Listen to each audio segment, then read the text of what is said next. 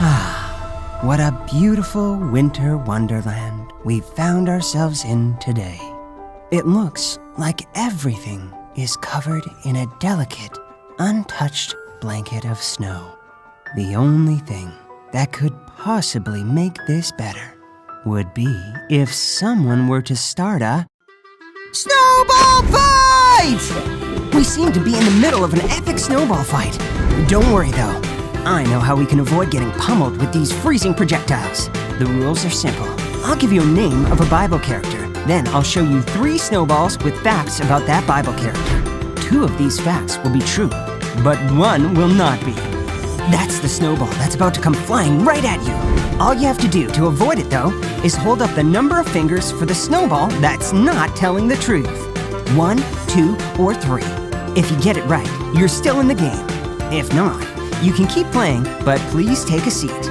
Easy enough, right? Great! Everybody on your feet! It's time for this snowball fight to begin! Our first Bible character is Daniel. Now, which of these is not true about Daniel? 1. Daniel spent a night in a den of lions. 2. Daniel prayed regularly. 3. Daniel was Esther's father. Remember, hold up 1, 2, or 3 fingers based on which snowball you think is not telling the truth.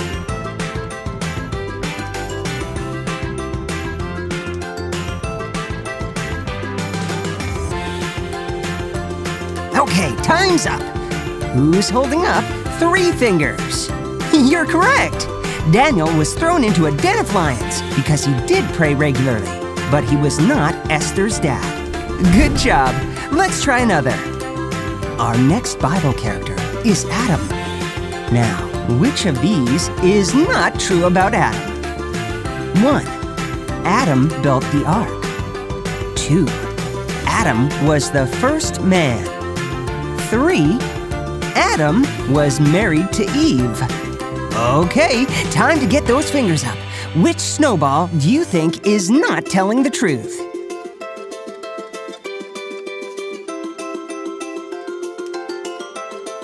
Time's up! Who's holding up 1 finger? Because you just avoided a snowball. Noah was actually the person who built the ark. Let's do another one. Moses is our next Bible character. Now, which of these is not true about Moses? 1. Moses saw a burning bush. 2. Moses walked on water. 3. Moses spoke with Pharaoh. All right, it's time to decide. Which snowball do you think is not telling the truth?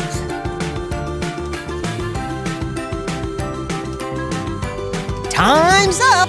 Who's holding up 2 fingers? You are correct! Moses never walked on water.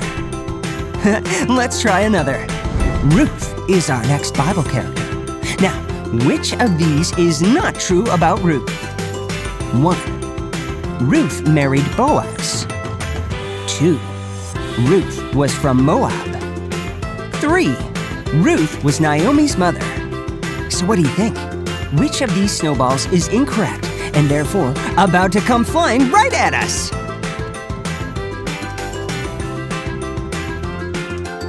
Time's up! Who's holding up 3 fingers? You are correct!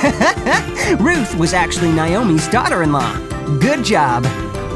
Paul is our next Bible character. Now, which of these is not true about Paul? 1. Paul was swallowed by a fish. 2.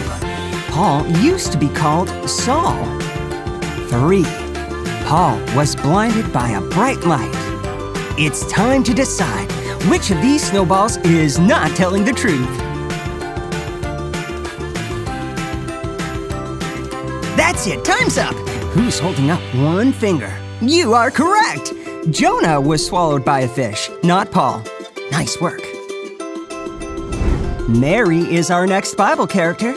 Now, which of these is not true about Mary? 1. Mary was married to Joseph. 2. Mary was a carpenter. 3. Mary was Jesus' mother. So, what do you think? Which of these snowballs is not being completely honest? Time's up! Who's holding up 3 fingers? You should be holding up only 2. Joseph was a carpenter, not Mary. Abraham is our next Bible character. Now, which of these is not true about Abraham? 1. Abraham had a son named Isaac. 2. Abraham moved to the Promised Land. 3. Abraham was Israel's first king. It's time to make your choice. Which of these snowballs is not telling the truth?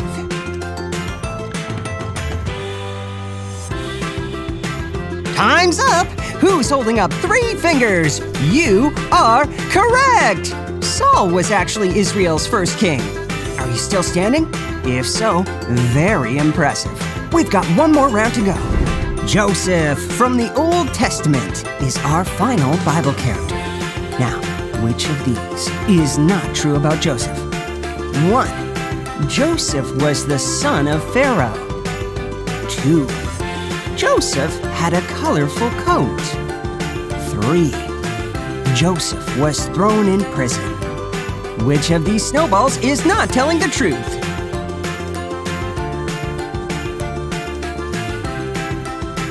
Time's up!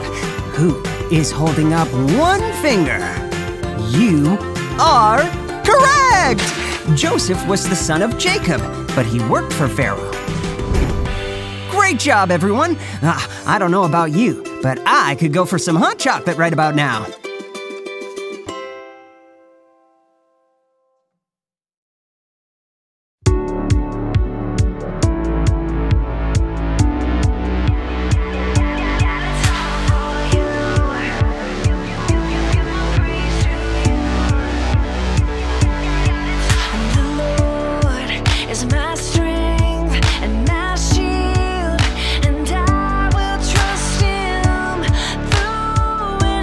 He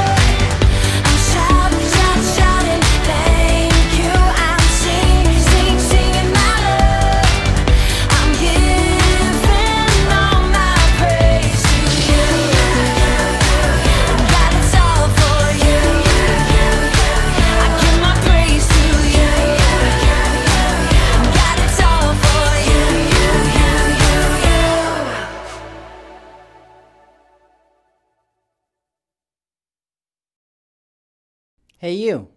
Yeah, you, I'm talking to you. Did you know that you were chosen by God?